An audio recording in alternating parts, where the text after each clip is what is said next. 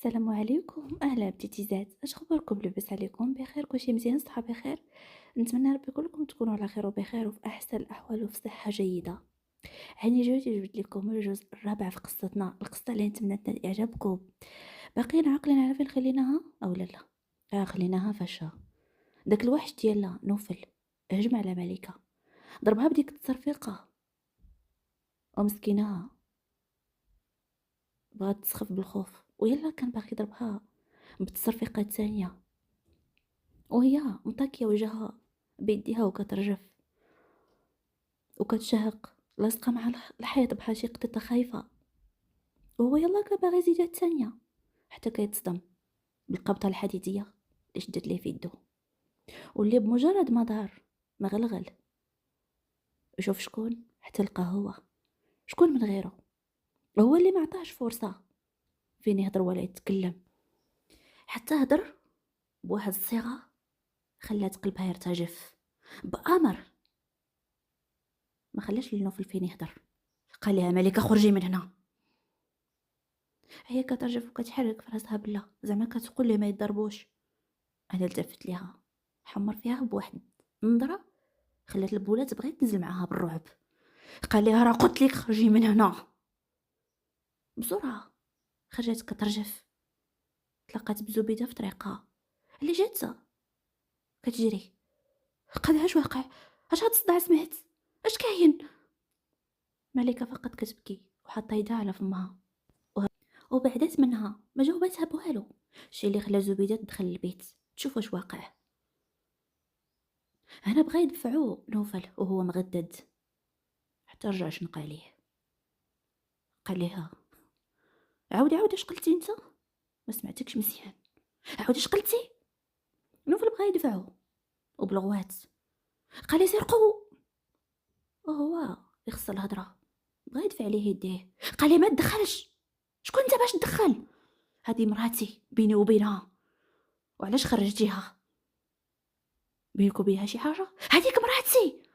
هولا هذيك حبيبه القلب ياك، حبيبه القلب اللي وليتي كتختلي بها وكتجيب ليها في الكادو. ما خلاش يكمل حتى عطاه واحد البنيه عنيفه للوجه، خلى الدم يطوش من فمه، حس بسنانه تزعزعوا وكانوا غيخرجوا مع داك الدم. البنيه اللي دوخته على القبله وهو يرجع شنق عليه. قال لي عاود اش قلتي؟ اش قلتي؟ عاود نسمعك، ما سمعتكش مزيان، عاود اش قلتي؟ هو يعطيه البنيه الثانيه. هاد المره نزل الدم حتى من نيفو وطلع في الارض. جلس على مسعود تبعون في الارض، تلاح وتلاح في بلاصه بعيده بقوه ديك البنيه. انا ديال بصح حس بالدنيا كدور به، ولكن مع ذلك شاف فيه بحقد وعينيه بحال الجغمه ديال الدم. هو كرز على سنانه وكيمسح الدم من فمه ونيفو. قال لي راه حرف اللي بينك وبينها، انت كتختلي بها بنت القاه، بغات تلعب بيا وبيك وتنسى. ماشي سهل، ما لقيتي على من تحط العين الا على مراتي، الا على مرات خوك الشماته. كون بغيتي تزوج حتى حد ما حبسك، ولكن كتبغي غير حاجتي ياك، كتبغي غير حاجتي. اصلا هاد الشيء راه موالفو، وعمري نسيت ليك كيفاش مشيتي تزوجتي بالانسانه اللي كنتي عارف انني صديقه وانا معجب بها، وانت مشيتي تزوجتي بها ضد فيا. انا ضحك اجود وحط يدو على جنبه. قال من نيتك واش مازال على هاد الشيء حاقد؟ سنوات وسنوات هادي ومازال حاقد على هاد الشيء؟ بصح صديقتك، ولكن واش نسيتي بلي هي كتبغيني انا وانا كنبغيها؟ نسيتي بلي هي كانت كتموت عليا وانت ما كتشوفك الا كاخ؟ علاش لحد الان ما بغيتيش تقبل هاد الشيء؟ وبصحتي سيدي بصحتي تزوجت بها وولدت معاها، وانت غتبقى دائما تموت في سمك، في قهرك وفي حقدك اللي كتقلى فيه غير بوحدك. وطمن غتبقى هكا، ما عمرك غتطفرو. ولا غتوصل لشي حاجه اللي تحمر الوجه، حيت اللي في قلبك غيبقى في قلبك، حيت سمك غتبقى تقلى فيه بوحدك.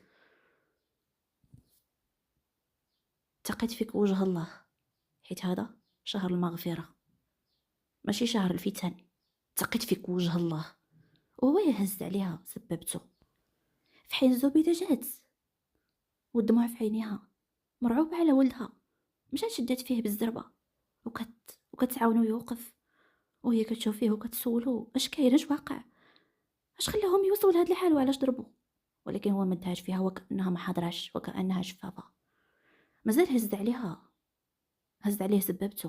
في حين الاخر كتعاونو مو يوقف. جوج كمات دوخوه وخلوها يترخى ويفشل. كان كتنوضو وكيقاد في حوايجو وكيمسحها.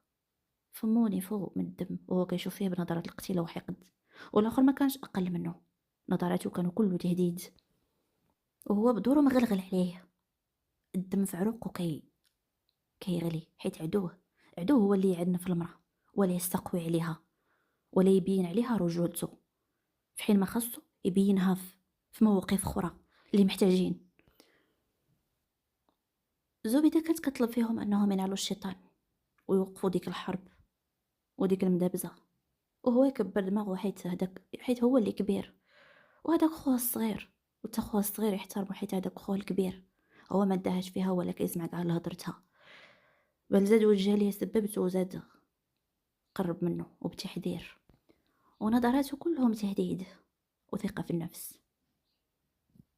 خليه يتأكد أنني تقيت فيك وجه هاد السيدة هادي اللي ولدتك وولدتني، ديرها في بالك. واتقيت فيك الله كذلك في هاد الشهر الكريم، وما بغيتش نوسخ فيك يدي حيت ما تستاهلش، ولكن كنحلف لك بالله الحلوف ديال الرجال، ونشوفك مرة أخرى حطيتي على ديك الولية يدك، أولا استقويتي عليها، أولا طعنتيها في شرفها بشي حاجة اللي ما كايناش ومستحيل تكون، حتى تكون هضرة أخرى. وغنديك فين تربى وفين تمنى تشوف غير النور وما تلقاش، نخليك تبوس ليا رجليا باش نعفو عليك وما غاديش نرحمك. وإلا بغيتي تربي وتهضر على العفة وتهضر على الشرف وتهضر على شكون يخون وشكون لا، فابدا بنفسك. ما كاينش شي خائن قدك اللي مخلطه مراتك حلالك مع الحرام كل ليله مع وحده ومصاحب من الفوق. حسب لك بلي القفاه مقلوبه عليا، نعس على ودني، حمارانه مونيكا ما عارفكش اش كدير ولا فين كتسهر. وانت جايب بنت الناس ظالمها، انت وهاد السيده اللي حداك كتحرتوا بها. ودابا جايه كتهمها بالخيانه، ومع من؟ مع خوك، معايا انا. منيتك ولكن ما غنديش عليك وما غنديش على كلامك وما غنوسخش فيك يدي. في حين يمكن ليا نعطيك قتله تنسى بها سميتك وترجع لك عقلك لبلاصتو، نربيك حيت ما مربيش، نعاود لك تربي من جديد، ولكن ما بغيتش. الدنيا كافيه تربيك. دير في بالك كلامي، ودير في بالك هادشي اللي قلت لك، واعتبرو تهديد، اعتبرو اللي بغيتي، ولكن دير في بالك بلي غنفذو. الا شفت منك ها ولا ها، راه عارف كل شيء وداري بكل شيء كيدور حواليا، وعارف بلي هاد السيده كتعنفها وكتضربها وعمرك اعتبرتيها مراه ولا احترمتيها، ولكن ما بغيتش نتدخل. فقط هاد المره فتي الحدود. هادشي زاد على حدو، ومستحيل نشوفك كتعنفها وكتضربها وكتعدى عليها وانا ساكت. هادشي ما يبغيه لا ربي ولا عبدو، ولو يكلفني هادشي ما عرفت شنو، ولكن الحق ما غاديش نسكت عليه. دير هادي في بالك. زبيدة قالت لهم الله وليداتي قولوا لي اش واقع، اش كاين مالك، اش دارت وليدي نوفل، اش كاين، اش شفتي على مراتك، اجوا تشرح لي اش كاين، مالكم على حالتكم على الشيطان هذا راه هذا رمضان، هادشي حشومه، مالكم ياك لاباس. انا شاف فمو وهو مغدد ما حاملش نفسه. خليها بغيتي تعرفي اش كاين، ها ديك العروبيه اللي جبتي، عروستك المصونه، لقيتها كتختالي بهاد خونا في السطح بولدك العزيز مول العقل، كتختالي به في السطوحه وكجيب ليها الكادوات وكتخبيهم وكتكركر معاه في الكوزينه مختاليين ببعض. بغيتي شي حاجه اكثر من هكا؟ هادشي اللي كاين. عروستك لالا كتخوني مع ولدك، هادشي اللي كاين. وملي واجهتهم بجوج كل واحد فيهم احقر من الثاني، كيبغي يتهرب وكيبغي ينكر وكلشي واضح وضوح الشمس. هادشي اللي كاين.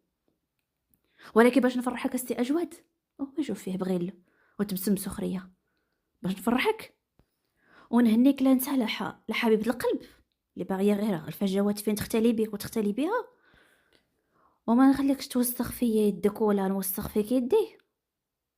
انا سيدي غنفرحك وغنهنيك مني وغنقول لك تهديداتك بخر بيهم زيدهم في راسك. هاد الدار سيدي يحرم عليا طول ما انت فيها. لا انت لا داك خيتي نحط فيها رجلي ولا ندوق فيها كيس ديال الماء. وهذيك السيده تحرمت عليا، انا طلقتها بالثلاث ربيح بها. ما هي مرة ليا وانا ليها راجل، تزوج بها كلها زيدها في راسك فرح بها وتا هي تفرح بك. ما يشرفنيش اصلا نعيش مع قوم بحالكم خونه، ولا تقول لي بحال هذيك مرة. انا مبري منكم بجوج ومبري من هاد الدار اللي غتجمعني بكم ولا هاد الاكسجين اللي غنتشاركوا معاكم في هاد الدار هادي. ربحوا ببعض، خليت لكم الراحه. وهو قد حوايجو بحقد وبنرفزه ومشى. بعد ما دفل عند رجليه شاف فمو بحقد وشاف فيه وهو يمشي، خلى مو تحط يدها على فمها وبقات كتجري موراه. قد النوفل ولدي رجع لها. اش قلتي؟ هادشي قلتي؟ كيفاش طلقها؟ ولدي نوفل رجع لها. الله يهديك ولدي، فين غادي؟ فين غادي ماشي؟ اجي لهنا. بقات تبعاه وكتغوت. حين اجود تبسم بسخريه وحتى يدو على جبهته كيحك فيها وفي نفسه كيقول لا حول ولا قوه الا بالله. تبسم بسخريه وبالغدايد. هادشي ما صدموش، ماشي جديد عليه، وكان متوقعه انسان عادي مسؤوليه بحال هذا. واحد مبرهش، واحد سكيري، كلشي ممكن. ولكن اللي بقى فيه وقطع قلبه وديال بصح شفق عليه هي ديك بنت الناس اللي ما دارت لا بيدها ولا برجليها. ديال بصح شفق عليها. ما تستاهلش هاد الشيء، ما تستاهلش تزوجها بحال هادي، وما تستاهلش هاد المعامله هادي، ما تستاهلش. باش من نبغى ترجع لعند باها وهي مطلقه ويلا دوزات شهر وايام معدوده في دار رجلها، في دار الشماسه. اما هذا لا يمت للرجوله باي صله. المجتمع ما كيرحمش. لا حول ولا قوه الا بالله، لا حول ولا قوه الا بالله. هو اكيد دابا ملي نطق بالطلاق صافي ولا تمحرم عليه، حيت كلشي بالنيه. هو صافي طلقها دابا لفظيا وشرعيا كذلك هي مطلقه، بقى غير قانونيا.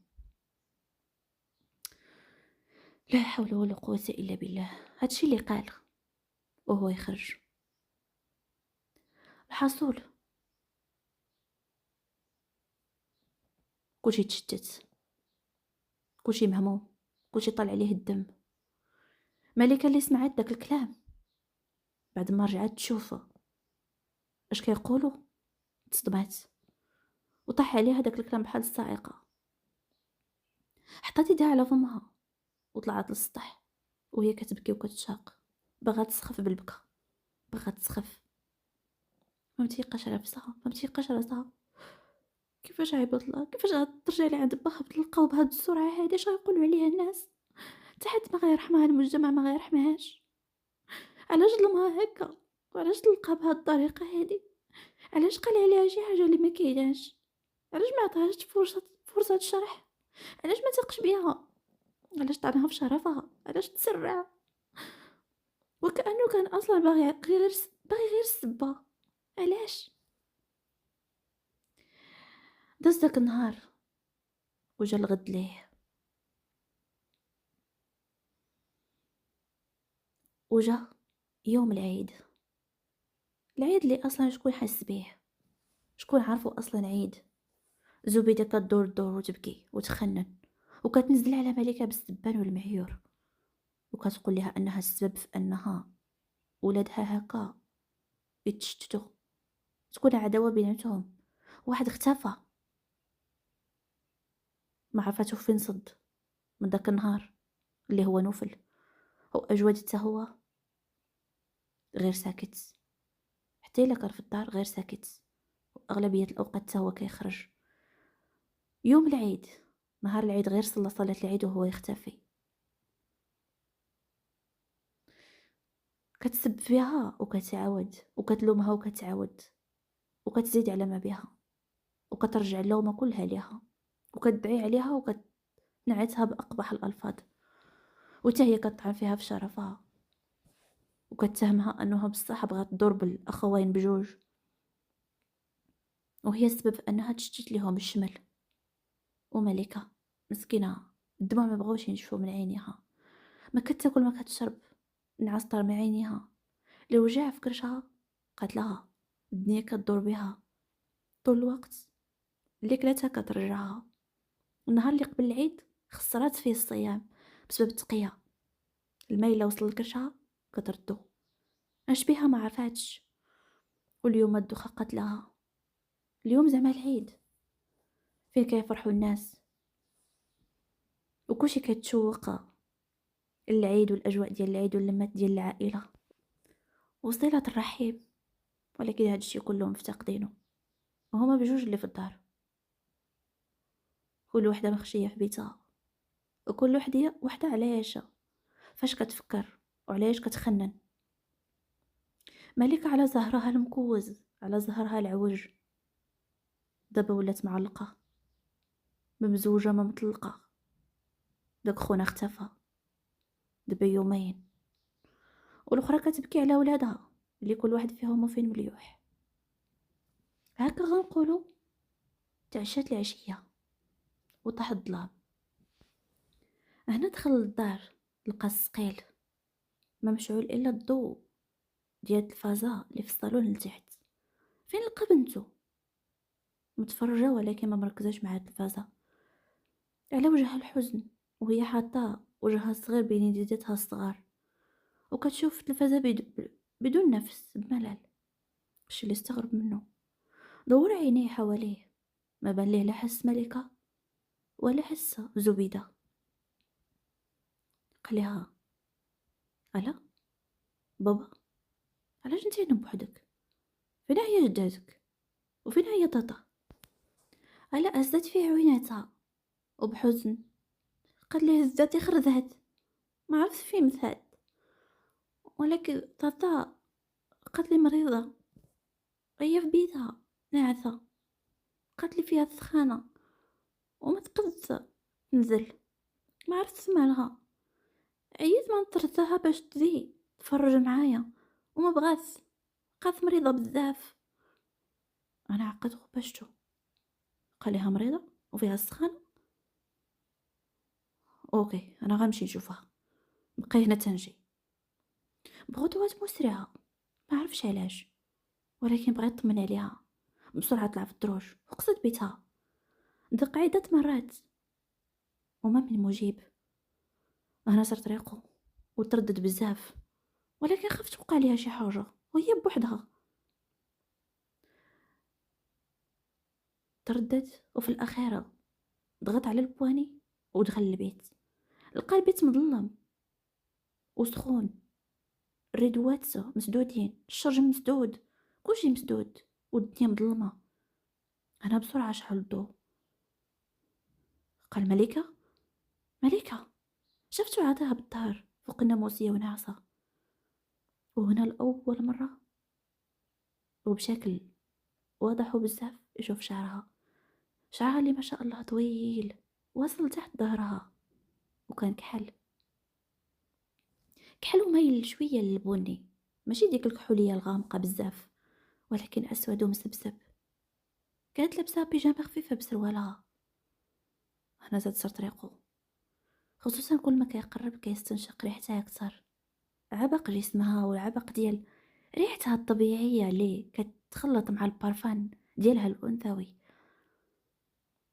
قال ملكة، ملكة نوضي، ملكة واش انت بخير؟ ما من مجيب، مازال على حالها. حتى في واحد اللحظة ملي جا يقرب ليها قفز قلبه ملي سمع أنينها. سمعها كتأن ولكن جامدة ما كتحركش. ضمها يديتها تحت ذقنها ونعسة الجنين كلها مكتمشة في بعض. قالها ملكة، ملكة مالك؟ وهو بسرعة يقرب ليها وبدا كيزعزع فيها في كتفها. قالها ملكة واش انت بخير مالك؟ انا سمعها كتأن بشكل خافت. شي اللي خلاه نظرات الخوف يبانو في عينيه، وبسرعة يحطها يدو على راسها. انا تصدم، لقاها طيبة طيبة طيبة طيبة كلها كترجف، شايفها كيرجفو. سد عينيها ولكن ما واعياش، فقط كتأن وراسها كيحرق. قال يا ملكة، ملكة ملكة كتسمعيني؟ ملكة مالك؟ واش مريضة ملكة؟ حرارتك مرتفعة بزاف كتسمعيني؟ ما من مجيب. انا ديال بصح تضعق، ما عرف ما يقدم ولا ما يوخر. الحاجه الوحيده اللي جات في باله واللي جات قدام عينيه هي ديك القرعه ديال الماء اللي حدا راسها. هزها كب فيها شويه في يدو وبدا كيرش عليها، شي اللي خلاها تبدا ترمش بالزز. كتحاول انها تحل عينيها ولكن ما قداتش. كيجيها صوتو بحال الا كيهضر من شي بير. قال لها ملكه، ملكه كتسمعيني؟ كبي الماء في يدو اللي كان بارد وبدا كيمسح بها على وجهها وعلى جبهتها. قال لها ملكه، ملكه انت مريضه، انت حرارتك مرتفعه بزاف كتسمعيني؟ نوضي نوضي نوضي نمشيو للطبيب، نوضي. هنا بلسان ثقيل ما مستوعباش اش كيقول ولكن عرفات شكون هو. قال لها خويا عجود، انا دايخه راسي كيضرني بزاف، عافاك خليني نعس ما بغيت والو. خليها ملكه توقدي معايا، توقدي انت راكي مريضه، راه راه حرارتك كتحرق، راه وجهك كيحرق، نوضي. قال لي عافاك خليني غير نعس، راسي ضرني بزاف بغيت نتقيا. وانا بسرعه وهي كتميل بحال شي سكران ناضت وشدت على فمها وبدات كتجري للحمام، وهذا الشيء كامل قدامه وداك الشعر ديالها كيجري ما شاء الله موراها وكيتزعزع فين ما تحركات بحال الحرير. ولكن هذا الشيء بقد ما ثار انتباهه بقد ما خوفوا عليها اكبر. بلا ما يحس بحال الحمام وهو يلقاها كتقيا، شي اللي خلاه يجمع عليها شعرها اللي كيدورو من جهه، شدوا ليها اللور جمعوا ليها وبقى تتقيات على خاطرها. هي كاع ما حاسه به، نسات وجوده، بقات كتقيا غير المروريه غير الصفوريه. الشي اللي صدمو قالها بشويه عليك مالك، بشويه باش كتحسي واش مريضه بزاف، واش كضرك كرشك، شي حاجه من غير راسك، واش غير راسك اللي دار لك هاد الحاله؟ حركت ليها راسها باه وبخفوت قلبها باغي يطلع. خليها ضراتني كرشي وفيه الدوخه ما كملاتش، سكتات وبقات عاوتاني كتقيا حتى سالات. هنا بدون تردد وتا هي فاشله ما منعاتوش، كب الماء من الروبيني غسل ليها وجهها وتمشى معاها بشويه تجلسها فوق الناموسيه. قال لها ملكة فين هما حوايجك؟ انا عاد استوعبت وشفت فيه بتعب ومرض، عينيها كانوا حمرين وداخلين. قالت لي خويا جواد علاش كتعب راسك؟ انا غنكون بخير، يمكن غير المعده كليت شي حاجه ما وافقتنيش وصافي، انا غنكون بخير ما تعذبش راسك. نسات نفسها ونسات انها ما لابساش حجابها وانها غير بيجامه خفيفه نص كوم، يديتها البويض وجسمها مرسوم فيها رسم واخا ضعيفه، شعرها عريان. قال لي ما تعذبش راسك انا غنكون بخير. انا بحزم. قال لها ملكه قولي لي فين هما حوايجك، وريني شي حاجه مستوره نجيبها لك تلبسيها نمشيو عند الطبيب. قال لي لا راه. قال لها ملكه راه هضرت معاك. قال لها هما في البلاكار، هذيك الجهه اليسريه فين كاين حوايجي. العبايه ديالي فوق مطويه وعليها شالي. انا عاد مصات راسها ولقيت انها بدون زيف. انا دابت تمنات لو تشق الارض وتبلعها، حنيكتها تزنقو بسرعه دموع عينيها. ما يمكنش. وعاد شفت حالتها وردت البال لنفسها. ولكن اللي فات اللي طرا فات الفوت. قالت لي عافاك عطيني الشال ديالي وعطيني عبايتي. وهو حس بها وعرف لاش بغاتهم، ولكن ما حكرش بسرعه حطوهم ليها. قال لها تفضلي تقدري تلبسي بوحدك ولا نعاونك؟ قالت لي لا لا انا غنلبس بوحدي صافي شكرا لك. انا تاوحنا عينيه بسرعه وحرك ليها راسو بواخا ما عاودش معاها الهضره وخرج. وقبل ما يخرج عطيها بالظهر. قال لها لبسه ملكه انا غنتسناك برا ما تعطليش، راه حالتك ضروري يشوفها الطبيب. قال لي واخا انا جايه. وداك الشيء اللي كان ما حس تلقاها موراه خارجه وهي كتميل بزاف باش كتمشى وهي دايخه، ومره كتشد في راسها، عينيها داخلين ووجهها احمر بالسخانه. تقدم عنها قال لها تقدري تمشي بوحدك ولا شد فيك بسرعه وبخجل. قال لها لا لا خويا غنتمشى بوحدي غير زيد. قال لها اوكي. تمشى قدامها ولكن بشويه في رد البال خطواتها حتى وصلوا عند الآلة. قال لها آلة حبيبه طفي التلفازه واجي. غير شفتها بانت لها مريضه. قالت لها تاتا مالك؟ وثني مريضه بزاف. تبسمت لها ملكه بتعب. قالت لها غنكون بخير حبيبه غير سخانه وصافي غير سخانه. أجوادة شد البنت في يدها وتا هي عاونها تمشى، واخا قالت لها غتمشى بوحدها خافها تطيح من الدروج حيت دايخه ولات بحال شي سكران. بقى معاها بشويه حتى حليها الباب اللي حداه في اللوطو برا. ركبت بصعوبه حيت ديك اللوطو كانت عاليه كانت من نوع جي كلاس كيف شفتو. خبرها دير السمطه، ركب بنتو دار ليها السمطه هو يركب وبسرعه عفت. كان الوقت 9 ديال الليل، خداها لواحد المصحة خاصة طبعا. وغير دخل جاو كيجريو استقبلوها الممرضات، خبروهم بشنو عندها وقالوا ليه باللي صافي يكون هاني غيديوها لعند طبيبة اخصائيه تفحصها، حيت هو طبعا الشي اللي خلاها بدورها يزرع فيها الشك.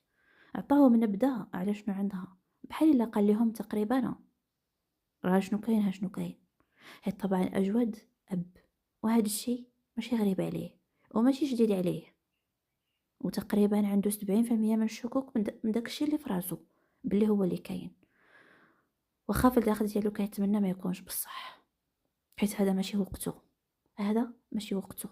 وهما فهموه ودوها ديريكت لعند الدكتوره. ما هي الى ربع ساعه حتى جابوها ليه وهي الدموع في عينيها كتمسح في دموعها وكتشاق هنا فهم البلان وتبسم بسخريه قبل ما تهدر. هي غير وقفت قدامه وهو يطلق عليها القنبله صدمها. بهدوء وبرود. قال لها انت حامله ملكه؟ ملكه هزت فيه عينيها اللي حمرين بالدموع، الدنيا كدور بها. هادشي اللي كان ناقصها،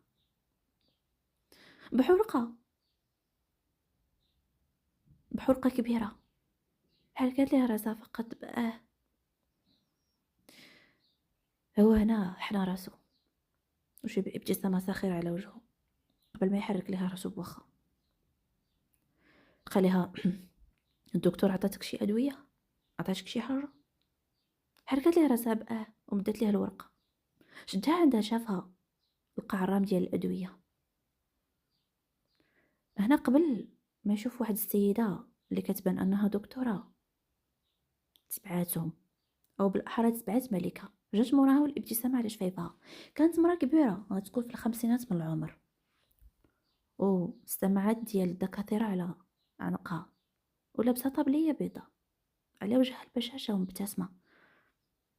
قالت لي السلامه سيدي. بدون شك نسى الزوجه ديال مدام ملكه. نسيت ما قلتش ليها داكشي علاش تبعتها. مدام انت في هذا الوقت خاصك ترتاحي بزاف، حيت الجنين الصراحه كيف قلت لك وضعه ما مستقرش بزاف، ممكن اي حركه بسيطه تودي للاجهاض، فحاولي ترتاحي. وكيف قلت لك فقر الدم، حاولي انك تاكلي مزيان وتديري الحميه اللي قلت لك وتاكلي داكشي اللي قلت لك عليه باش ان شاء الله الجنين يكون بصحه جيده. وحاولي الشغل كيف قلت لك تبعدي منه وتبعدي من ستريس. والله يثبت حاملك، الله يكمل عليكم بالخير. اسمح لي يا سيدي، مبروك عليكم مره اخرى. باي باي. وهي تخليهم ومشات في حالها، ما خلاتش ليه فين يقول لها شي حاجه ولا يهضر، بقى فقط كيشوف. اما ملكه فدابت بالخجل، خصوصا ملي حسبت اجهود رجلها، ما خلاتش ليها فين تهضر. نهد بحسره وهو يدير ليها بيدو تفضل. وفعلا مشى جاب ليها الادويه اللي خاصينها، مثبتات الحمل والادويه ديال فقر الدم الخاصين بالحوامل. ومشاو للدار والسكات كان سيد الموقف حتى دخلوا ولقاو زبيده في وجههم، وهي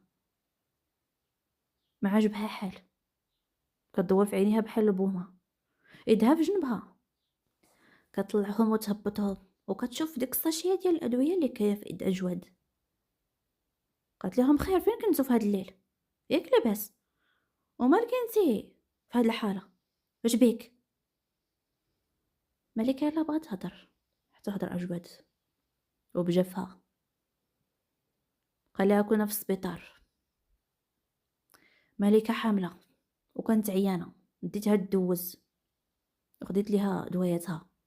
ملكه الوالده خاصها الراحه حيت الحمل ديالها ما تبتش بزاف، خاصها ترتاح. انا غير سمعت زبيده وهي تندبح هناك في خدها. قالت لها ويلي حي، واش كتهضر بصح؟ ويلي اللي حامله، ويلي ولو ولو ولو ولو ولو ولو ولو. عار الله وليدي واش كتكذب، واش كتضحك معايا ياك؟ ما يمكنش، واش بصح المسخوطه انت حامله؟ راه الراجل طلقك، بقى غير طلقوا في المحاكم، وهو اصلا عام الله فين طج، عام الله فين مشى ولدي، وهذا الشيء كامل بسببك، الله يغفر فيك الحق. واش هذا وقت الحمل؟ واش اجواد بواحد الصوت اللي قفزهم كاملين، خلى الا تخشى فيه. وملكه تقفز من بلاصتها ويدمعوا عينيها، هز الدار كامله. قال لها الوالده واش بعقلك؟ واش عارفه اش كتقولي؟ واش انتي انسان اولا حجر؟ واش ما كتحسيش؟ واش هذا وقت الكلاب هذا؟ اش هادشي كتقولي؟ لا لا لا ما فيها الشك، انتي قلبك ميت ميت. لا حول ولا قوه الا بالله، استغفر الله العظيم.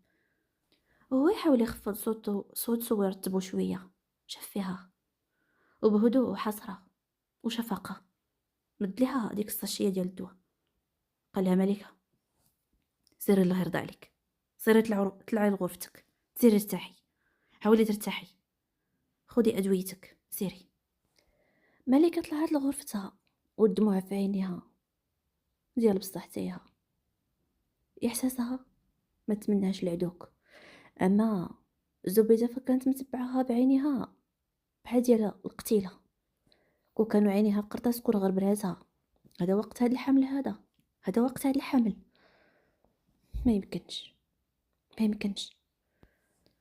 شفت في ولدها بنظرة خذلان، وهو بدورو شاف فيها بنظرة عصبية قبل ما يقرب لعندها، وبنوع من التهديد والتنبيه. قال لها اللي طراطرة الوليدة هادشي في يد الله، ماشي في يد حتى شي حد فينا، لا انا لا انتي. اللي طراطرة هادشي كتبوا عليها الله، او بالاحرى كتبوا علينا. البنت حاملة، والله يخليك الوليدة، الله يخليك. الا كنتي تعرفي ولو شويه ديال الانسانيه، هاد البنت غتعطيها بالتقار اللي فيها كافيها. ما تزيديش على ما بها، ديريها بنتك، تقاي فيها وجه الله، خافي فيها الله، خليها ترتاح، وما تكدريش عليها الشقه ولا الخدمه حتى تولد على خير. ديك الساعه نشوفوا حل. خليها في حالها، خليها ترتاح، وديري في بالك نلقاها مره اخرى كدير شي شغل صعيب، او لا عاوتاني كتضغطي عليها بشي حاجه، ديك الساعه الهضره غتكون هضره اخرى معاك. هاني علمتك، ونتمنى ديري عقلك ويهديك عليها الله، وديري عليها عين ميكه. خليت لك الراحه، انا غنمشي نبات في داري. قال حبيبه بابا تمشي معايا؟ قالت لي هذا غنبقى مع طاطا، غير سير. قال لها اوكي، ولكن تصارى لا، وطاطاك خليها عليك راها مريضه. اوكي بابا. قالت لي واخا. تحلل عندها عنقها وباتها، وتا هي بستو عنقاتو ومشى في حاله، باغي غير يرتاح، يحط دماغه هاد الايام ويبعد على الصداع شويه والمشاكل، ويشوف هاد الحريره ديال الخوف فين غتخرج، ويحاول يعطي الوقت لهاد الشيء، يعطي وقت لهاد المشكله ديال نوفل. يحاول يقلب عليه ويخبرو انها حامله، حيت التيلي ديالو طافي. يلقاه ويخبرو انها حامله، ويحاول يدير شي محاولة ديال الصلح بيناتهم. يحاول يرجع مراتو، يستهدي بالله وينعل الشيطان، ويحاول يحتوي مراتو وولدو، حيت ما جاتش إلوحة وهي حاملة هكا. هادشي اللي دار في راسو، ولكن شنو مخبي الغد ليه والمستقبل تحد ما عارف. هكذا زد ديك الليلة، وجا اليوم الثاني ديال العيد، اليوم اللي تصدم فيه أجود وديال بصح. فاش مشى للخدمه ديالو فلوس وسول عليه، حيت كيف قلنا التيلي ديالو طافي، صحابو تحد ما عرف عليه شي حاجه، او بالاحرى تحد ما بغى يقول ليه شي حاجه. ولكن فاش مشى وسول وهضر مع الشاف ديالو، تصدم انه نوفل هادي اسبوع باش قدم الاستقاله ديالو من الخدمه وخرج من الخدمه. ولكن علاش؟ الله اعلم. المهم اصر على الاستقاله ديالو، طلبها وخرج. انا تصدم اجود، ما يمكنش. كيفاش نوفل يستقل من خدمته كيبغيها؟ ما يمكنش. وفين مشى؟ حد ما عرف. قدم استقالته واختفى. ملي تحرى مزيان اجود وبطرقه الخاصه، لقات انه صاحبته دائما اللي كيقصر معاها وكيبات معاها، ودائما كيتلقى معاها في الشقه لحد الان ما عرف انه شراها وكيملكها في المدينه، حتى هي كذلك اختفت. وعن طريقها قدر يجبد صحابتها. وهنا عرف الصدمة الكبيرة، وهي أنه هي ونوفل سافروا لفرنسا، مشاو لفرنسا هذه أيام قبل العيد، يمكن من ذاك النهار مباشرة. فاش خرج من الدار مشاو لفرنسا بجوج، وتعد ما بقى عرف عليهم شي اخبار. ولكن كيفاش هادشي؟ اش كيدير في فرنسا؟ وعلاش استقل؟ علاش قدم استقالته؟ علاش خرج من خدمته ومشى لفرنسا؟ اش كيدير فيها؟ واش هادي فقط رحله؟ واش بغى فقط يريح عصابه ويرتاح ويرجع، اولا كيفاش؟ ما يمكنش. اش هاد الروينه؟ اش هاد التخربيق هذا؟ اجواد بقى حاير وما فهم والو في خوه. الخبر اللي كذلك طاح على زبيدة بحال الصاعقة ولا صدمها. هنا ملكة ما كانش اقل منها. ليه؟ ما عرفت راسها من رجليها، حرفيا تعلقات. لا زواج لا طلاق. رمى عليها الطلاق بفمه ومشى غبر مع صاحبته. اخرتها الله اعلم. تولات الايام وملكة ما رحمتهاش ابدا زبيدة، واخا اجود عيا ما ينبه فيها، ولكن غير قدام اجود كدير انها ملاك وانها مخليها في حالها. ولكن بمجرد ما كيخرج كتنزل عليها بالسبان والمعيور، وما كتخلي فيها غير اللي نسات وما كترحمهاش. رجعت عاوتاني من عاتها من لافيسيل، ورجعت هاد المره كتدوبلي عليها تماره بحقد اكثر من الاول. وهدفها هاد المره هو انها للاسف يطيح لي هذاك الجنين. حيت كتشوف انه ماشي مناسب انه يتولد ويخرج لهاد الحياه، حيت ما عنده حتى شي نفع ولا فائده، بما انه ولدها طلقاه واختفى كذلك. ما عندها ما ديرها، بداك الولد. هدفها كان هو هذا. واش غتوصل ليه او لا هادشي هو اللي غنعرفوه مع الاحداث الجايه. ملكه مسكينه بكتر التمر وبكتر العذاب وبكتر الاوجاع اللي كيجيوها ما كترتاح حتى كتشوفو دخل. ملي كيكون في الدار كتحس بالامان، كتحس بالطمانينه، كتحس بالراحه. سبحان الله، هي لا سخرية القدر. تولات ليا حتى ولا اجود كتشوفو قدامها بحال شي ملك للرحمه، بحال رحمه سيدي ربي. ملي كتشوفو بحال الا شافت الجنه، غير كتشوفو كتفرح، كتبسم بدون شعور، وكترحب به بعفويه وبفرح. وكيطيح عليها الضيم ملي كيقول لهم انه غيخرج، او لا عنده الخدمه، او لا مضطر يبات في دارو، او لا ما غيجيش، او لا يغيب بالايام والليالي. ثقوا بيا. ولات كتشوفوا كيف قلت لكم كيف الجنه من بزاف ديال الجهات كيرحمها، كيحن فيها، لدرجه انه الا كانوا المعان كثار ولا شي حاجه بحال هكا كيعاونها، كيقول لها شنو خاصك، ياك ما مشى هي شي حاجه نجيبها لك. ما عمرو نساها من سقطه. كل ما كيجيبها لبنته كيجيبها ليها معاها، حيت كيعرف انها كتفرح بحال شي بنيته صغيره. ملي كيجيب لهم السقطه بجوجات، خصوصا دابا وهي حامله، اي حاجه كتشوفها كتشهاها. واحد المره سمعها كتقول الا بلي تشهد الكلاص بابتسامه لطيفه تبسم. شاف فيهم وقال لهما وفاجئهم باللي بان لهما. دخل عليهم للصالون وقال لها ديريكت كوني هانيه، انا دابا نخرج ونجيبو ليك. وبصح ما خلاش ليها فين تعترض، وهي حشمانه من نفسها، حشمانه وبزاف. مشى جابو ليهم وجاب لهم بزاف ديال النكهات، حطوا ليها وقال لها تخبيه في الثلاجه وقت ما تبغي تاخدو. شكرته بزاف لدرجه انه دمعوا عينيها، نهار على نهار كيكبر في عينيها. كيقول لها الا قنطات نخرجك، الا تشهيتي شي حاجه نجيبها لك، خصك شي حاجه قوليها ليا، حسيتي بشي وجع ولا شي دواء خاصك قوليها ليا ما تحشميش. الحصول ولا هو مصدر الامل الوحيد في ديك الدار بالنسبه ليها. وبمجرد ما كيخرج كيطيح عليها الضيم والدنيا كتكحل في وجهها، خصوصا ملي كتشوف زبيدة كيفاش كتحرقها بكلامها، كتطيب فيها ودائما كتلومها. وكدير ليها الموت البطيء بسمها، السم ديال كلامها، وكدير ليها كذلك العقوبات بالشقى الكتير عليها.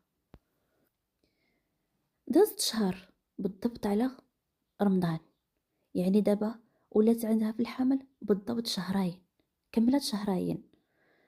صحتها ولات متعافية شوية، ولكن الوجع مرة كيجيها، خصوصا ملي كدير شي مجهود ولا شي حاجة على طول كضرها كرشها. اليوم بحال وحدة من العشيات كان الجو سخون شوية، جالسة في السطح مع آلا، كانت غير ساهية، وآلا كتفرج. كان الوقت ديال العصر وهي ساهية كتحاول ما أمكن ما تفكرش في هاد الشيء، ولكن بدون شعور علامات ديال الحزن باينين في وجهها، وبحال الا ضرها شي حاجه، بحال الا قنطانه، بحال الا المهم خصها شي حاجه. بصح حيت بصح ناقصها شي حاجه، ولكن ما يمكنش تقولها ليه، حشمات ما يمكنش. وحتى بنته اكيد غتسولها وممكن تفضحها. من الاحسن تصبر، ما يمكنش حشومه. حشومه بغات واحد الحاجه اللي من بعد نعرفوها. بقات ساهيه حتى شافت زبيده طالعه وهي يدها في جنبها كتشوف فيها. قالت لها من نيتك درت الدار كامله وانا كنقلب عليك وعييت ما نجعوق، وانتي بحال الا حاطه القطن في ودنيك. نوضي تهزي زيدي قدامي.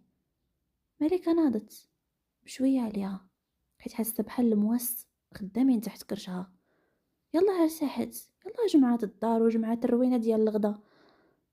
قالت لها نعم خالتي، اش كاين؟ محتاجه شي حاجه؟ قالت لها يخوي لك الجناب، زيدي عجني ليا واحد الطرح ديال المسمن وصايبي شي كيكه زوينه، راه غدا غنخرج انا والعيالات لواحد البيكنيك على البحر، نبدلو الجو. زيدي وجديه ليا باش الصباح غير نفيق نلقاه واجد ونهزو معايا، اولا تعجنيه بالليل اللي عجبك. المهم هو نلقاه المسمن موجود في الصباح.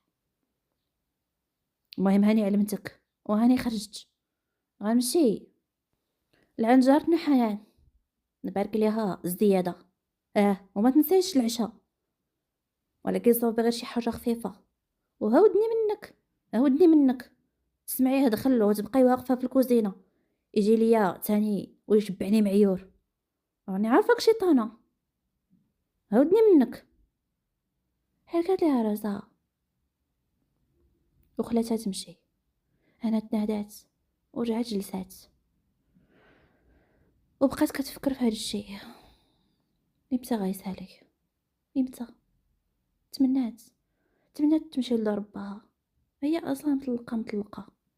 تمنات، ولكن اجود منها قال لها حتى تولد، وديك الساعه غتسالي العده ديالها، حيت غتطلق دابا غيابيا.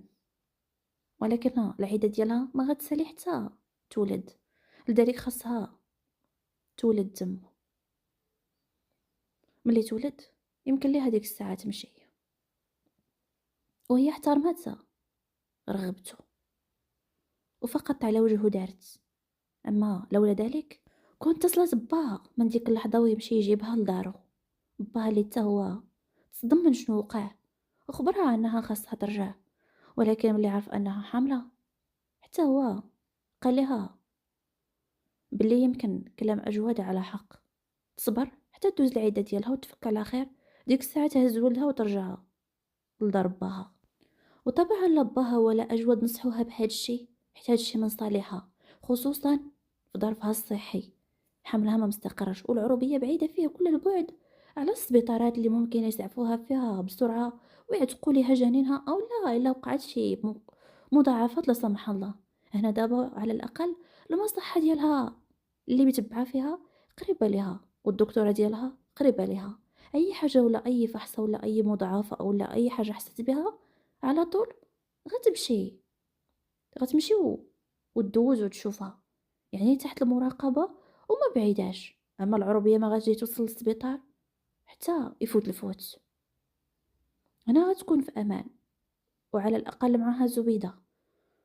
ما عارفينش بلي زبيده هي اكثر واحد متمنيه انه داك الجنين وداك الحمل يخرب، داك الحمل يطيح، داك الجنين يموت. ما عارفينش، ولكن هي حاسه بهذا الشيء. من معامله زبيده ليها عرفت انه داك الجنين ما بغاتوش يتزاد للدنيا، كما حتى هي شخصيا ما بغاتوش، ولكن ربي خلقو في كرشها كيبقى طرف منها، ما عندها ما دير. اما الاب ديالو ما يشرفهاش تولد شي طرف منها تشارك معاه الدم فيه او الروح، ما يشرفهاش. ولكن الله غالب كيبقى ولدها وطرف منها ما عندها ما دير ليه. ربي كتب هاد الشيء، واللي مكتب على جبين ضروري تشوفوا العين. خرجت زبيده وملكه نزلات ملي تاكدت انه ما كاينش في الدار. يلا قالت بسم الله تعجن في المسمن، حتى كتصدم به وكتصدم بريحته اللي خلات قلبها يضرب بعنف. كتصدم به موراها وغير شافت بدون شعور يدها اللي عامره بالعجينه كترجف، وحتى هو عقد غباشته وكيشوف فيها كيطلع فيها ويهبط، وكيشوف في العجينه اللي عرفها وطيرها مع الطيور انها ديال المسمن، وعارف تماره طبعا اللي كتبعها فيه بشك، واخا هو متاكد من شنو كدير وعارف، ولكن باغيها تاكد ليه هذا الشيء. قال لها مالكش اش كتروني تم، اش كديري؟ السلام عليكم بعدا. قال له وعليكم السلام. خويا عجواد جيتي هذا والو. قال لها كيفاش والو؟ اش كتعجني تم وبهاد الكميه هذه الكبيره اش كتروني؟ قال لها هادو غير، وهي كتصد تفريقه هنا نقزات آلة اللي تبارك الله عليها ما كتخبي والو برا. قالت لي هذا المسمن بابا. قالت لها زدتي عزنيه حيت غدا غتمشي للبيكنيك، وقلت لها ديني معاها ولكن ما بغات. عافاك قول لها ديني معاها. انا بالصدمه قال لها المسمن الوالده اللي طلبته منك. ملكه صرت طريقه وحنا راسها ما قدرت تقول والو. نهاري اليوم ليلتها ما طلع ما غطلعش فيها القمره ولا نجوم، وهي وصلتها. قال لي اجود خويا عافاك. جات لعنده كترجاه في يديها العجينه وفي عينيها الدموع. المنظر اللي ديال بصح خلاه يدوب، خلى قلبو يتقبض ويسها فيها. قالت لي عافاك اخويا عجواد عافاك، ما تقولهاش ليها عافاك، ما تجبدش ليه المشاكل. راه وصلتني عاودات ما تسيقش الاخبار بلي انا اللي صايبته. عافاك راه غتبقى عاوتاني تعايرني وتسب فيا. عافاك راه اللي فيا كفيني ما نقدش. عافاك ما تقولهاش ليها عافاك. هو صعب دوك الدموع صعب دوك العوينات المدمعين، دوك الشفرات الفاسقين، دوك الشفات اللي كيرتجفوا بالخوف بحال شي طفله، وكترجاه وكتستنجد بيه انه ما يقول لها والو ما يجبدش ليها الصداع. كترجاه بلا ما يحس بلا ما يشعر، مد يدو مسح ليها دمعه من عينيها من على خدها، الدمعه اللي شقات خدها الحميمر، اللمسه اللي قفزاتها خلات الفراشات تعرف معدتها وقلبها يضرب، وبدون شعور تجمد عينيها في عينيه لأول مرة بهذا الشكل هذا، وتا هو حاط عينيه بثقة في عينيها بصوت هامس وكل الحنية. ترسمت شبح الابتسامة على شفايفه. قال لها ملكة دموعك غاليين، صافي اسكتي ما تبكيش، صافي كنوعدك ما غنقول لها والو. قالها وهو يتنهد وبسرعة ينزل يديه ملي وعى بنفسه، وتا هي بسرعة بعدت منه. قال لها الله يهديها، الله يهدي الوالدة، الله يهديها، أما هي غادة في الخسران. كوني هانية، دابا جمعي ديك الروينة، ديري شي حل لديك العجينة، حيديها عليك، أنا غنجيب ليها المسمن من برا ودابا. قال له ولكن جواد راه غتعرفوا. قال لها مليكة، وعدتك بلي ما غنقول ليها والو ياك. انا شاف فيها بصرامه، قال لها راه وعدتك بلي ما غنقول ليها والو. اذا انتي اسمعي الهضره، جمعي ديك الروينه، ديري حل ديك العجينه، انا غنجيب ليها المسمن هو اللي بغات، انا غنجيبو ليها. ولكن قولي لي وبصراحه، طلبات شي حاجه اخرى؟ قال لها الصراحه طلبات كيكه. قال لها صافي كوني هانيه، انا غنجيب لهم ليها دابا وما غتحسش. جمعي داك الشيء، طلبات منك حتى العشاء ياك. هي حشمات وسكتات. زاد قرب منها، قال لها ملكة، حنا عليها راسو وهي بحال النملة راسها في الأرض. رجع بهدوء هز لها راسها حتى شافت فيه. قال لها ملكة، علاش لحد الآن دايرة حاجز بيني وبينك؟ أنا راه خوك، اعتبريني خوك، اعتبريني صديق، اعتبريني اللي بغيتي. ما تخبيش عليا، الله يرضى عليك، عاونيني. راه أنا كندير ما في جهدي باش أنني نحاول نلقى حلول للأمور، فعاونيني الله يخليك. قولي لي شنو طلبت منك آخر؟ وين حيديه؟ هي حني كتها حمارو والسخانة طلعت معاها من داك القرب، وديك الريحة اللي كتذوبها كتحمقها بدون شعور. سدات عينيها في واحد اللحظة واستنشقتها مزيان، ما كرهاتش يبقى حداها، ما يبعدش. ولكن بعد ما توقدات وحست انه كينتظر جوابها، بسرعة شافت فيه ونزلت عينيها وقلبها كيضرب. قالت لي الصراحة طلبت مني حتى العشاء، وقالت لي نصاوب غير شي حاجة خفيفة. و قال لها صافي متأكدة؟ قطعها، هادشي اللي طلبت؟ قالت لي هادشي اللي طلبت، كيكه ومسمن والعشاء يكون خفيف. قال لها صافي كوني هانيه، دابا يكونوا عندك. وفعلا مشى هو الحاجه لواحد السيد، لعند واحد السيده كتبيع المسمن، جاب من عندها عرام ديال المسمن وكله سخون، دار حتى بحصه بالدار، داكشي اللي غيجيبو للدار، وجاب معاه كرواسون، جاب معاه الكومير، وجاب معاه كذلك 2 كيكات، وحده ديال الحامض بنكهة الحامض وكريمة الحامض، ووحدة ديال الشوكولات حيت كيعرف أنه بنتو كتبغيها. المهم هز بهاد اليد وبهاد اليد، وكذلك جاب من واحد المطعم الرز بالدجاج محمر ومعاه السلطة ديالو، جاب كلشي ودخل للدار. صدمها بداكشي كامل اللي جاب، بغات تشكرو ولكن ما خلاش ليها الفرصة، فقط تبسم ليها بلطف، قال لها العفو، ما كاينلاش مالكة، تستاهلي كل خير، وهذا واجب، ما كنديرش فيك الجميل. راه ما نسيتش تمارا اللي دائما كتضربيها على بنتي وعلينا كاملين، انا اللي خاصني نشكرك.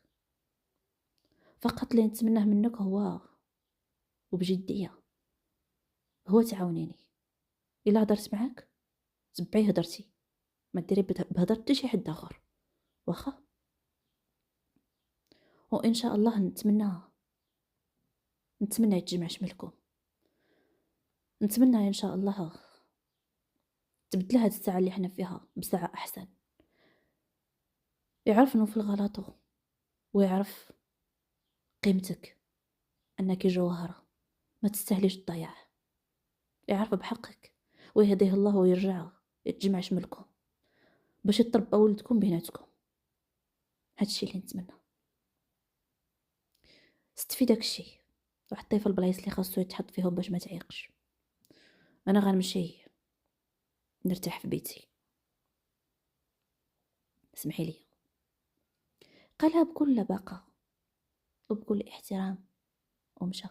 قالها وهو يتنهد في طريقه.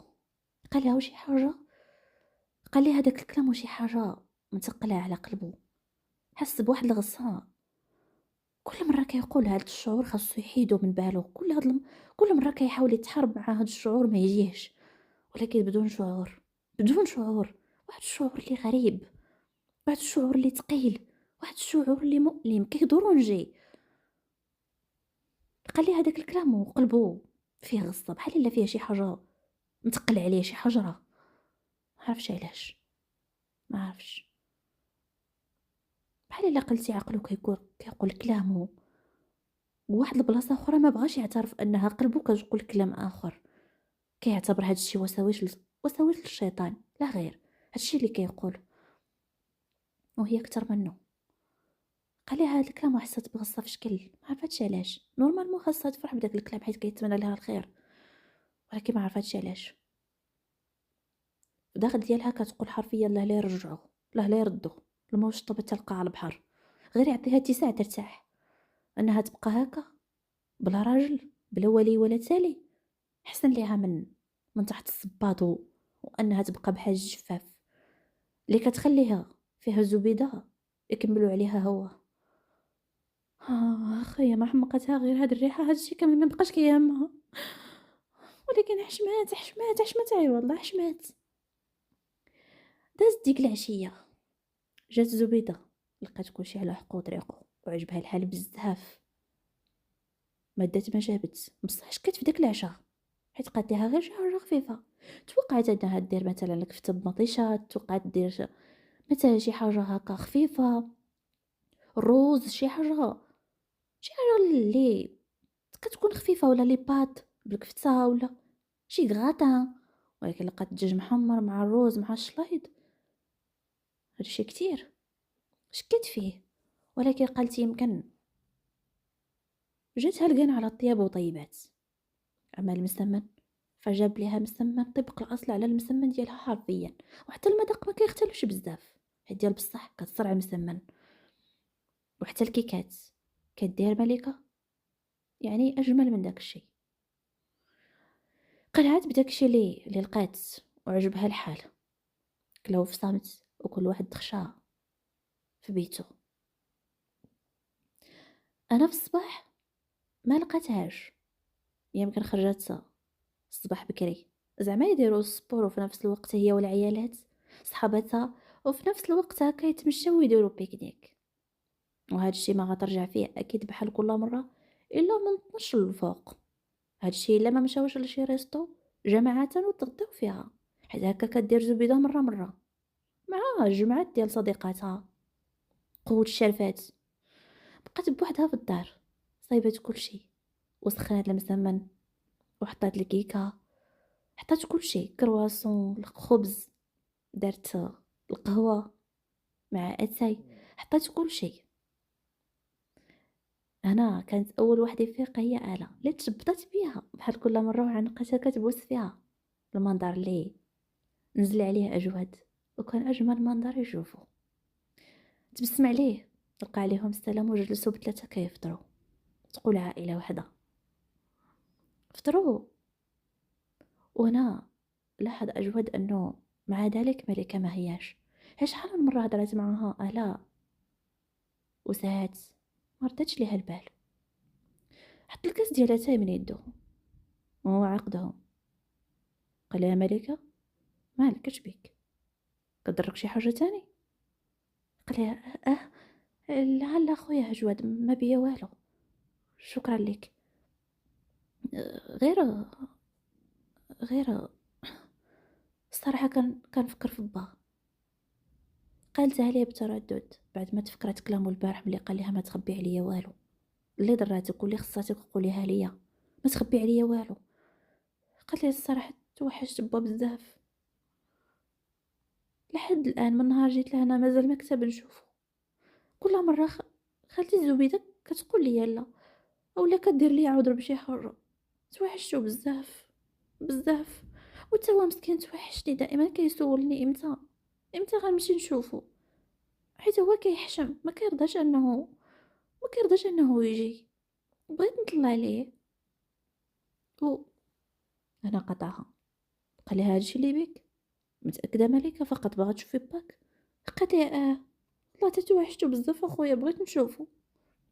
قال لها صافي ما ديريش في بالك، سيري وجدي راسك، انا والاه غنتسناوك هنا، غنمشيو مجموعين، غنمشيو نتغداو مع باك، نديو الغداء ونمشيو نتغداو معاه.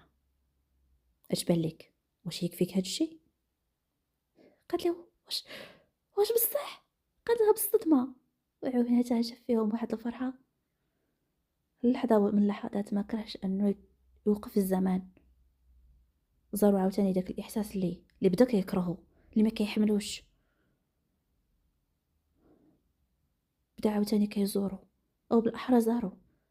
واحد اللحظه اللي ما كرهش فيها الزمان يوقف ويبقى يشوف فيه غير ديك الفرحه في عينيها، حيت ملي كتفرح بحال شي طفله كتخليها الفرحه تكشر على دوك السنينات المست فيه الزوينين اللي عندها، والضحك بطفوليه وبراءه.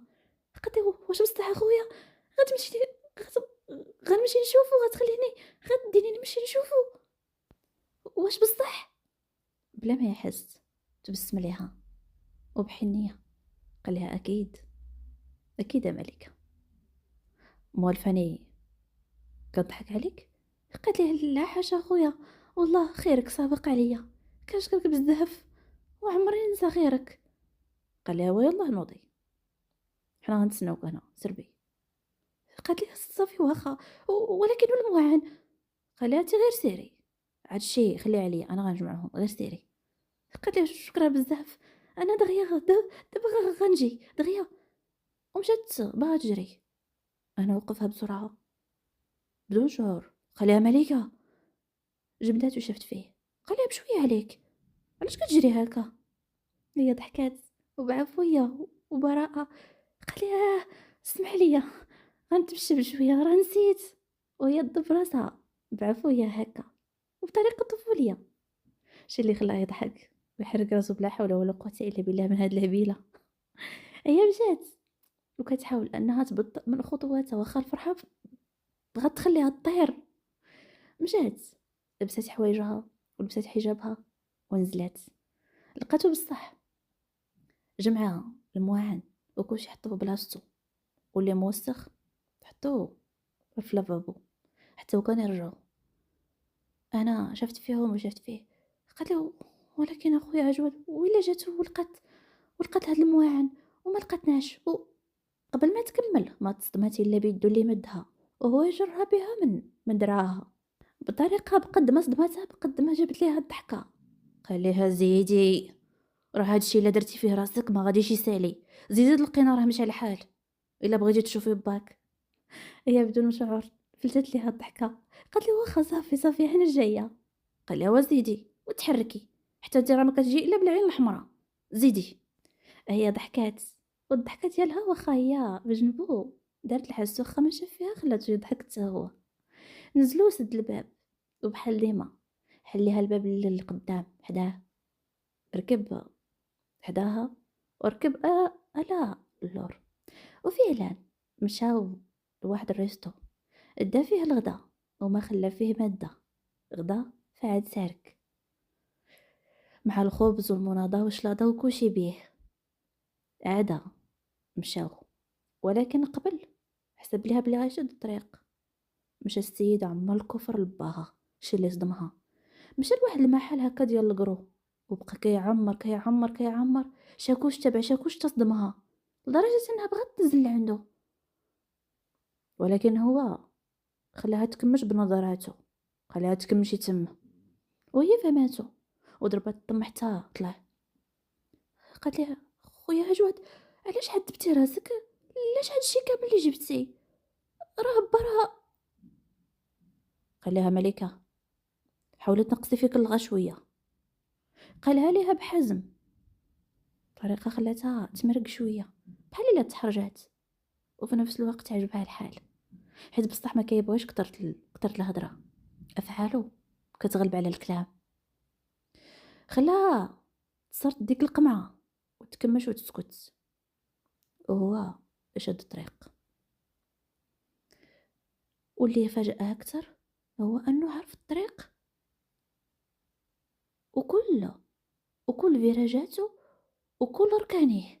الشي اللي صدمها وفاجأها، وهو على ما عرفت، على ما في بالها، عم جواز عمرو جا لدوارهم، ودوارهم بين بزاف ديال الدواور. يعني ضروري الانسان يكون خالطة، ولا يكون عارف الطريق مزيان، ماشي اي واحد غيلقاه. ولكن هو مشى ديريكت لدوارهم، والاكثر من ذلك موقف حتى لباب دارهم. الشي اللي زاد صدمها، ويلا كانت باغا تسولو ملي وقف، حيت كانت شاكه ما يعرفش الدار. ولكن يلا وقف وبغات تسولو، حتى كتفاجأ انه باها في استقبالهم وغير شافهما، وهو يضحك ويجي لعندهم. واول واحد سلم عليه هو اجود. الشي اللي خلاها تزيد تخرج عينيها فاش تعانق معاه وسلم معاها بسلام رجولي، وبقاو كيسولوا في احوال بعض. وباها كتر هو باللي قال ليها مرحبا بك السي اجود، زارتنا البركه، مرحبا بك، نورتينا من جديد. وبقى كيضحك وفرحان به. عجل عندها عنقها بحراره كيبوس فيها، وحتى هي نسات هاد الشي كامل. ولكن في نفس الوقت وباها كيعنق فيها، عينيها بقاو غير عليه، وتا هو بحال اللي حس بيها، بحال اللي حس بيها. الشي اللي خلاه يبدا يهرب في عينيه ويدير راسو ما كيعرفهاش. لا لا لا، ما يمكنش يكون هادشي صدفه. كيفاش عرف با هو ما عمرو جا لهنا؟ بزاف ديال الاسئله جاو في بالها.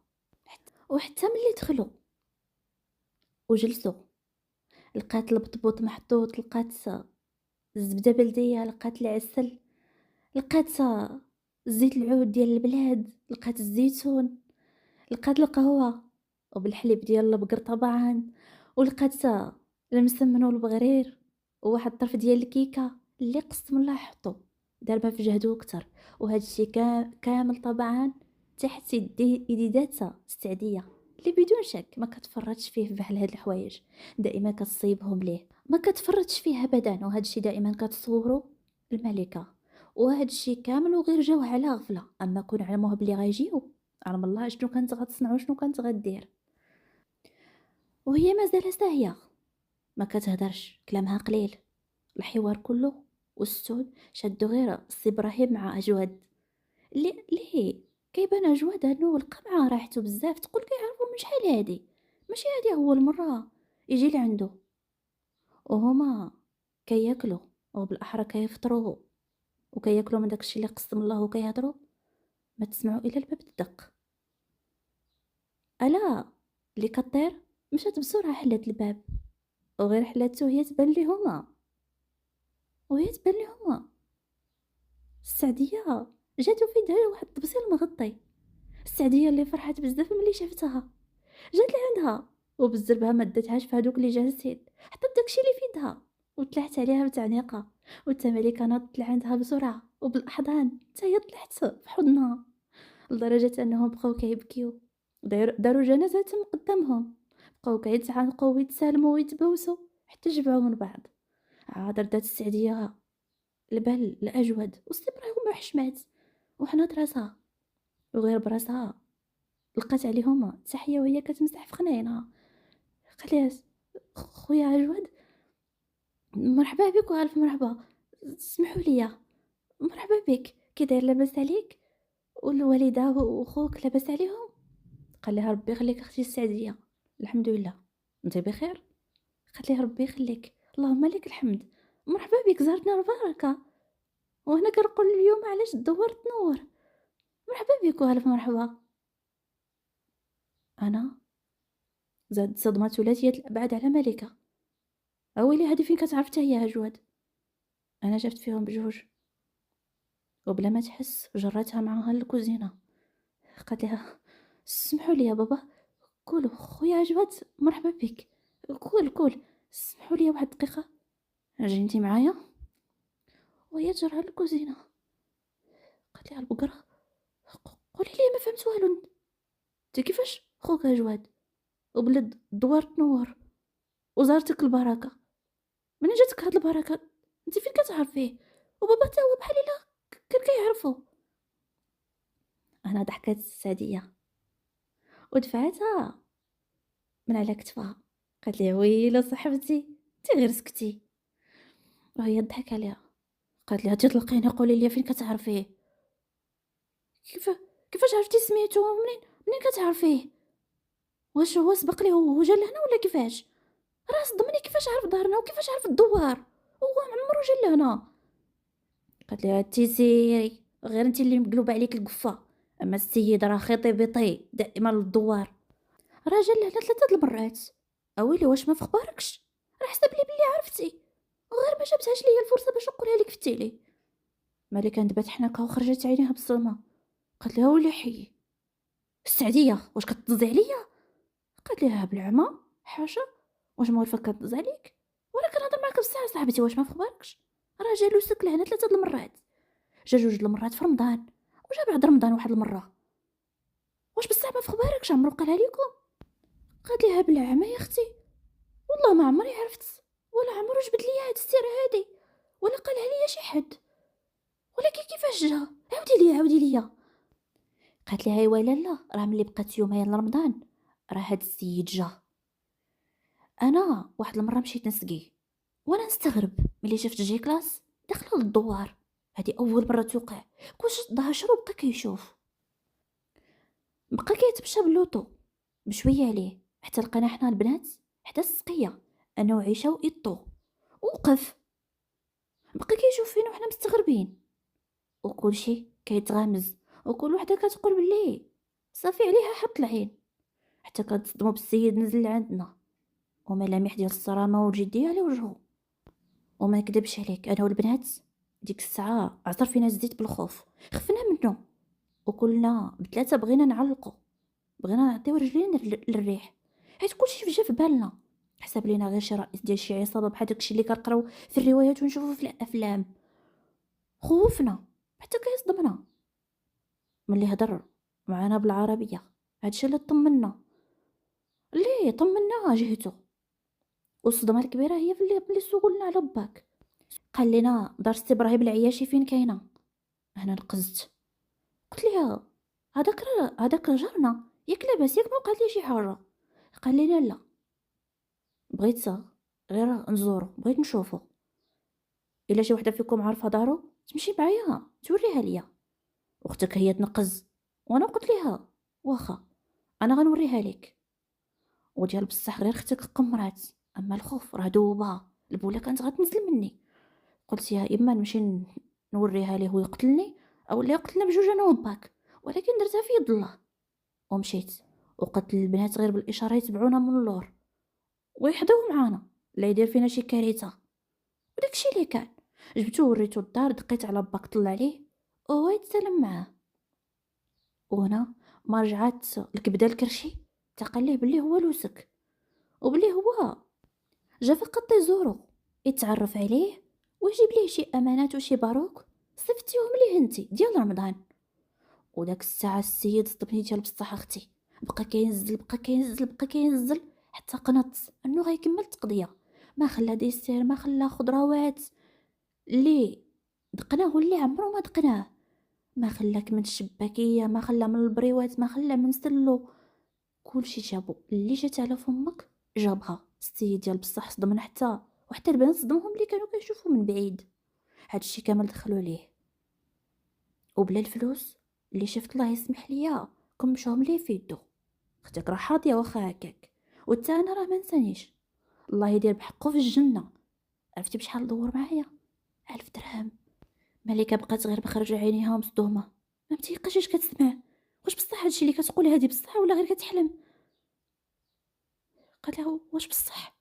قالت لها والله يا اختي عرفتي الله يفرحو الدنيا واخره، حيد عليا واحد الهم ما تخيليهش. كنت هزه الهم يا اختي، هزه الهم الجلابه ديال العيد وكذلك القفطان، كنت باغا نفصل واحد القفطان ونخيطو للعرس ديال ولد خالتي، راكي عارفه يلا داز هادي سيمانه. والصراحه نقص عليا هم كبير. ومسكين داك الوقت وصاني قال لي اي حاجه خاصه سي ابراهيم او لا الا محتاج شي حاجه ولا او الا مريض نتصل به، وعطاني واحد الرقم ولكن داك الرقم ماشي خاص ديال الفيكس. وهذا الشيء ما اكتشفتو حتى من بعد، حيت عيطت ليه ولقيتو ديال الدار، ديال دارو. وواحد الخدامه هي اللي جاوباتني، يمكن المساعده اللي خلاها في الدار، وقالت لي بلي غتخبرو باللي كاين.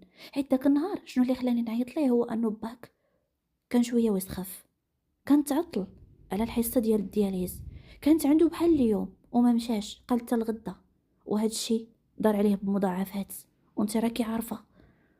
ما لقيت ما ندير ليه، خفت بزاف وما لقيت الا انني نصوني ليه، خصوصا انه في الدوار ما كاين حتى شي حد. وداك النهار كان السوق الاسبوعي، كلشي مشى للسوق من الخطافين، ما لقيت حتى شي حد من غير انني نتصل به. خبرت ديك السيده بشنو كاين، وما هي الا لحظات تعاودت ليا الاتصال وخبرتني انه كيقول لي بلي كوني هانيه، الاسعاف من دابا ل10 دقائق، الا كثرت ربع ساعه راه غتكون عندك. وبصح داكشي اللي كان ما هي الا ربع ساعه تجت الاسعاف وخداتو، دار الحصه ديالو ديال الدياليز ولا بخير. النهار الثاني فاش جا، هو فاش قرب العيد وعاوتاني نفس الشيء، ما خلى ما جاب ليه، وقال لي عاوتاني باللي مالكه كتسلم عليك وما تقدرش دابا تجي حتى يفوت العيد. سول عليه عاوتاني ونفس الشيء وصاني وشكرني بزاف على ديك المره، ومشى في حاله ما طولش. والمره الثالثه هي فاش فات العيد، وعاوتاني طلع عليه وجاب ليه اللي خاصو ومشى.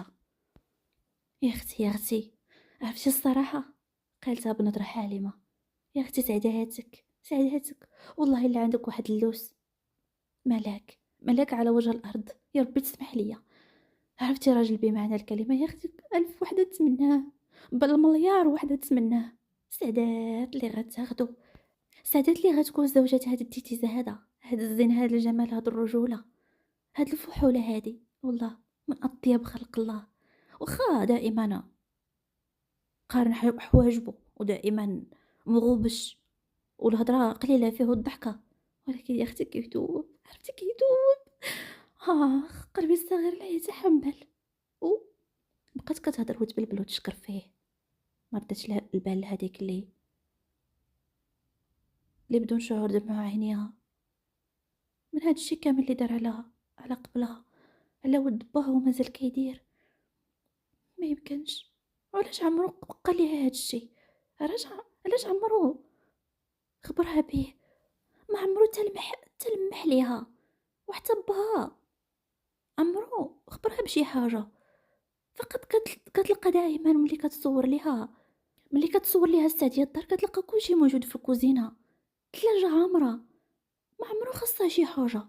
ودائما ملي كيهضر معاها كيشكرها وكيعاود، كيشكرها وكيرضي عليها وكيعاود وهو فرحان. اذا دائما كيحسب ليه باللي هي اللي كتصيفطو، هو اللي كياخد ليها داكشي بامرها، عليها كيمشي يزورو وهي ما عارفه والو، ما دارت لا بيدها ولا برجليها ولا عمرها هضرات. ما يمكنش، وكيفاش عارفه هذا الشيء؟ لا، زعما يكون شي مره سمعها وهي كطلب من زبيده انها تمشي تشوفه. بلا شك بلا شك بلا شك، داك النهار فاش طلبات منها تمشي تزور بلا شك سمعهم. يمكن، ولكن علاش هو ماشي مضطر يدير هاد الشيء؟ هادي نورمالمون خاصها تكون من واجب، وهذا الشيء من واجبه فقط مجامله فيه، يعني غير جميل فيه الا بغى يديرو، بغى يدير احسان، بغى يدير خير. هادشي نورمالمون خاصو يكون دور ديال النوفل، ماشي دوره هو. ولكن سبحان الله ماشي كلشي كيكتب ليه ربي الاجر. الاجر كيكون رزق، ضروري يرزقو شي حد، ماشي كلشي كيكون من نصيبه. بالفخر والاعتزاز والامتنان بدون شعور بغات تبكي، ترسمت ابتسامة لطيفة على شفايفها، وبلا ما تحس خلاتها السعدية وهي مازال كتهضر، وبخطوات بطيئة كتحاول انها تكبح دموعها رجعت جلست معاهم في صمت. وفي هذا الوقت كامل بقوا عينيها بدون شعور عالقين فيه. بقات كتشوف فيه وهي ساهية، كتشوفه كيفاش كيتبسم لباها وكيهضر معاها في مواضيع سياسية، مواضيع عامة.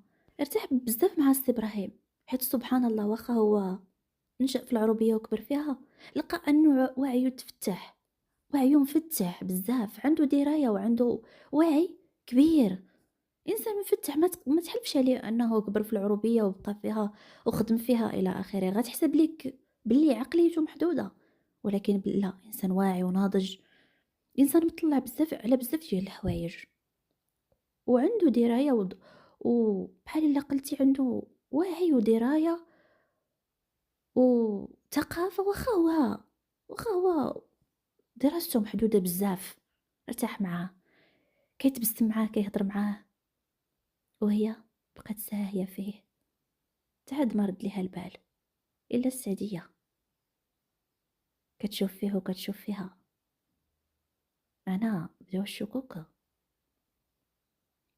كينتابوها، كتبسم بمكر وهي كتشوف فيها، حتى اللحظة بقات هي ساهية فيه، حتى اللحظة فين هز عينيه وشاف فيها، لقاها كتشوف فيه وهو كيشوف فيها، ورد ليها البال مازال كتشوف فيه، حيت السيدة ساعات طرفعات حتى نغزاتها السعدية. أنا توقدات وغا شفتو كيشوف فيها وشي ابتسامة على شفايفو، تزنقات، حشمات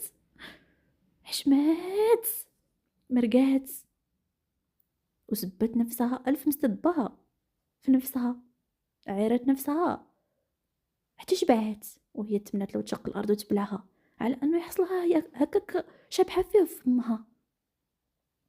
رجع حيت شافها أنها تحرجات، دار وكأنه ما شاف والو، ورجع كيهضر مع سي إبراهيم حتى شافوا أنه الوقت ديال الغدا وصل. هنا ناضت هي والسعدية، سخنوا داكشي اللي جابو، لقاتو مهلي فيهم ما خلى ما جاب، سخنوا داكشي وحطوه، حطوا ليهم بوحدهم بجوج، وهي وآلاء بجوج بهما كلاوة في الكوزينة، زعما باش السعدية تحشم تاكل معاه. وداكشي اللي كان غير سالاو وهو يقول لها نوضي نمشيو، حيت بصح وصلت 3 ديال العشية خاصهم يمشيو. زبيدة غيكون عقلها خرج، وشاف شحال من مرة اتصلت بيه، ولكن داير سيلونس للتيلي وما بغاش يجاوبها، تصوني تتعيا، خلاها هكاك. تواضعوا مع سي إبراهيم وشافت عاوتاني كيفاش كمش ليه شي حاجة في يدو، أكيد الفلوس. هي بالدموع تفرقت مع السعدية تودعت معاها وتودعت مع باها وخرجوا، والصمت رجع سيد الموقف للسيارة. قبل ما تردد صارت تلقى 1000 مرة وهي كتلعب بصبيعاتها قبل ما تهدر وتنطق وتسولو بداكشي اللي كان شاغل بالها. القصة يلا بدات كتزين تيتيزات، يلا بدات كتزهى فيها القضية ياك. عارفاكم متشوقين للكمالة، ان شاء الله باذن الله نضرب لكم الموعد مع الجزء الخامس في قصتنا، الا تكتبي ان شاء الله، الا لقيت وقت باذن الله راه غنحطو لكم غدا، الا لقيت كيفاش نسجل، وهذا الشيء راه مازال فيه الشك، الا جاب الله وما كانش العيد غدا. اما الا كانش العيد، الا كان العيد غدا وما قدرش نسجل، فبعد غدا باذن الله.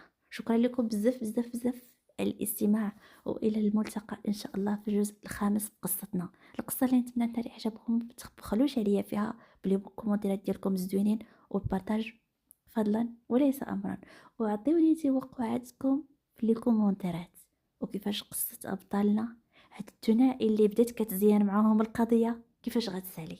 في امان الله.